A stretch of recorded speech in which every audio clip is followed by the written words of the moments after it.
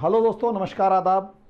दोस्तों, राजनाथ सिंह जी का इस समय पर संसद के अंदर एक बयान आया जो बहुत ज़बरदस्त लेवल पर, जिसे कहेंगे कि भारत की एक बड़ी डिप्लोमेटिक विक्ट्री है। और इस डिप्लोमेटिक विक्ट्री को यदि देखा जाए तो ये अल्टीमेट लेवल की डिप्लोमेटिक विक्ट्री इसलिए भी ज़्यादा बैठ पा रही है क्योंकि एक लंबे अंतराल के बाद, और वो लंबा समय अंतराल जो है, लंबा समय जिसके अंदर पूरी की पूरी हमारे देश की सेना ने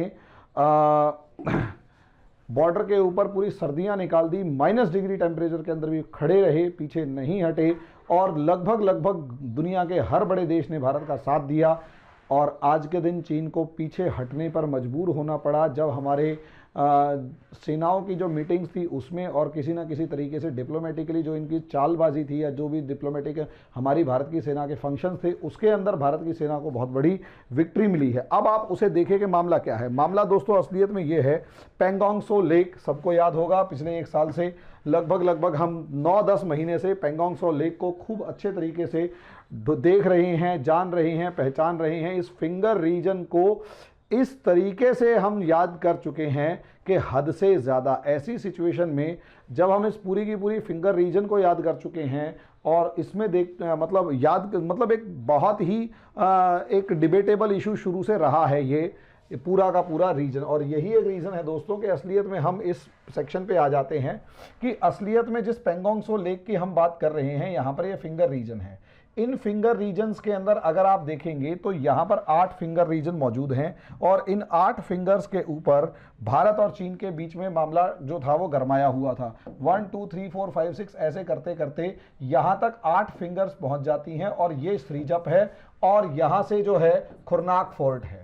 तो अगर आप देखेंगे तो इस पूरी की पूरी पेंगोंग सो के ऊपर इंडिया और चाइना का जो था वो डिस्टर्बेंस था।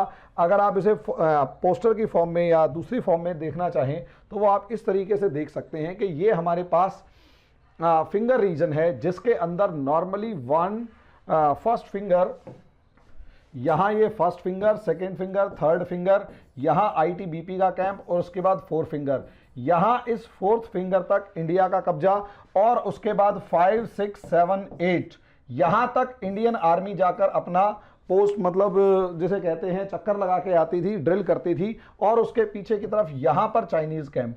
इंडिया यहाँ तक जाता था, चाइनीज फिंगर 4 तक आते थे, चाइनीज फिंगर 4 तक आते थे, इंडिया यहां तक जाते थे, और ये पूरा का पूरा मामला था। असलियत में शोर तब शुरू हुआ जब अप्रैल मई के अंदर चाइनीज जो फोर्सेस थी उन्होंने फिंगर 4 के अंदर अपना कैंप बना लिया, और फिंगर 4 पे कैंप बनाने के बाद इंडियन आर्मी को आगे जाने से रोक दिया।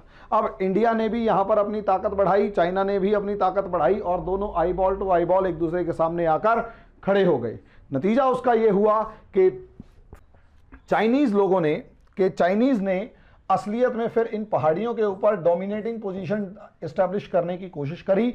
अब चाइनीज ने जब वहां पर अपनी पोजीशन को मजबूत किया तो इंडिया ने हेलमेट टॉप हिल, ब्लैक टॉप हिल से लेकर बाकी सभी हिल्स के ऊपर अपनी पोजीशंस को इस तरीके से मजबूत कर लिया कि अब सिचुएशन दोनों के फेस टू फेस थी। अब जो लड़ाई होगी वो जबरदस्त लेवल पर होगी, और कोई भी पीछे नहीं हटेगा, और दुनिया की जिसे कहते हैं सबसे ऊंचे एरिया के अंदर लड़ी जाने वाली लड़ाइयों में से ये सबसे बड़ी लड़ाई होती अगर ये दोनों के दोनों देश। अब ऐसे में मानिए कि भाई इन लोगों ने लगभग 9 महीने 9 मंथ्स निकाल दिए हैं, फरवरी 9 के बल्कि 10 महीने हो गए हैं। ऐसे में 10 महीने बाद भी जब टस से मस ना भारत हुआ ना चाइना। चाइना की तो शायद पॉलिसी यही थी कि इंडिया आएगा, कुछ दिन के अंदर फ्रस्ट्रेट हो जाएगा और वापस चला जाएगा। इस बार इंडियन गवर्नमेंट ने उन पोजीशंस पर कब्जा किया जहां पर राजनाथ सिंह जी ने खुद ही कहा है, हमारे विदेश मंत्री जी ने खुद ही कहा है कि इंडिया के हाथ में स्ट्रेटेजिक लोकेशंस इतनी मजबूत थी कि अगर चाइना जो है थोड़ा सा भी आगे बढ़ता या कोई डिस्टर्बेंस क्रिएट करता तो चाइना को बहुत ज़्यादा नुकसान झेलना पड़ता, और हो सकता है उसका बड़ा इलाका इंडिया के कब्जे में आ जाता। चाइना इस चीज़ के दबाव में था, लेकिन फिर भी चाइना की आदत क्या थी, घुरकियाँ डालने के चक्कर के अंदर, आंख दिखाने के चक्कर के अंदर उसने पूरा का पूरा मामला जो था वो सेटल किए रखा, मामले को जो है वो मजबूती के साथ पकड़े रखा। तो इंडियन गवर्नमेंट भी रत्ती भर भी पीछे नहीं हटी। बातचीत चाइना कर रहा था, बातचीत इंडिया कर रहा था, दोनों में से किसी ने भी पीछे नहीं हटे, और 10 महीने तक, सर्दियां बीत जाने तक सिचुएशन जो है वो ऐसी की ऐसी बनी रही। अब दोबारा से गर्मियां आ रही हैं, बर्फ़ पिघल रही है, बर्फ पिघल रही है, तो कहीं ना कहीं दोनों देशों के बीच की भी बर्फ पिघल रही है। लेकिन इसके पीछे का कारण क्या सिर्फ और सिर्फ इंडिया का ये सेक्शन है, या फिर चाइना का ये इंतजार करना भी हो सकता है कि अमेरिका के अंदर कोई सी दूसरी सरकार आए, जो बाइडन आए, और जो बाइडन किसी तरीके के हल्के या फिर जिसे कहते हैं शांत तेवर दिखाएं।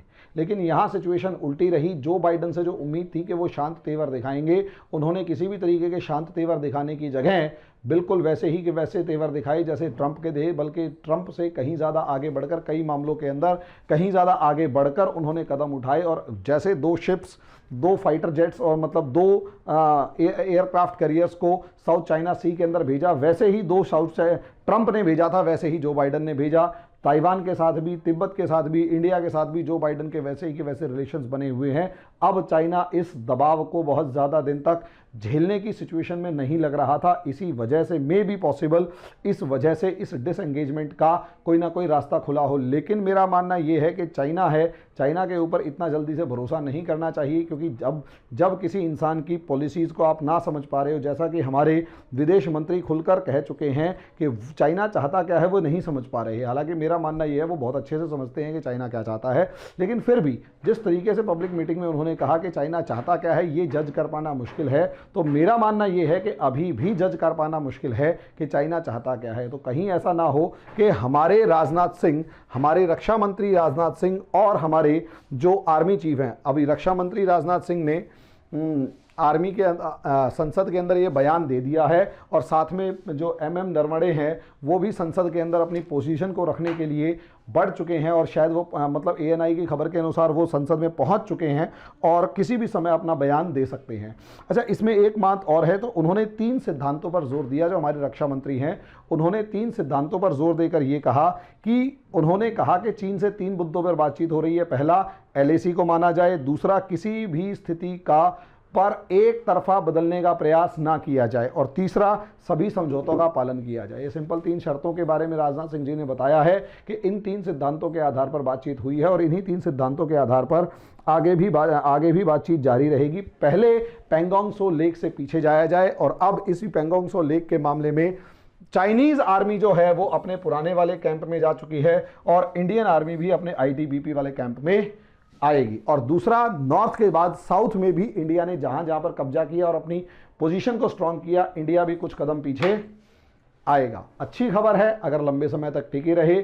लेकिन जैसा कि चाइना के बारे में 1 साल के अंदर एक इंप्रेशन क्रिएट हुआ है, अगर वही इंप्रेशन आगे भी चला तो आगे आने वाले समय में मे बी पॉसिबल चाइना कुछ दूसरी चाल खेल जाए, जो अच्छी बात नहीं है, जिसके लिए सतर्क रहना पड़ेगा। क्योंकि इस दुश्मन से निपटने के लिए आपको बहुत ज़्यादा सतर्क रहना पड़ेगा, और वो सतर्कता चाइना के लिए, मतलब चाइना से बचने के लिए बहुत ज़्यादा ज़रूरी है। वरना कब कहाँ कैसे वार कर जाए, ये बहुत सांप है जिसे जब कहाँ कैसे वार करे किसी को समझ में नहीं आएगा। धन्यवाद।